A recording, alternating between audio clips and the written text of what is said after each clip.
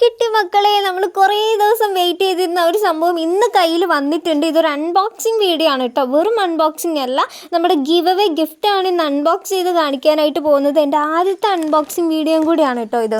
നമ്മുടെ channel 500 subscriber ആവുന്ന സമയത്ത് നമ്മളൊരു ഗിവ് അവേ കണ്ടക്ട് ചെയ്തിട്ടുണ്ടായിരുന്നു.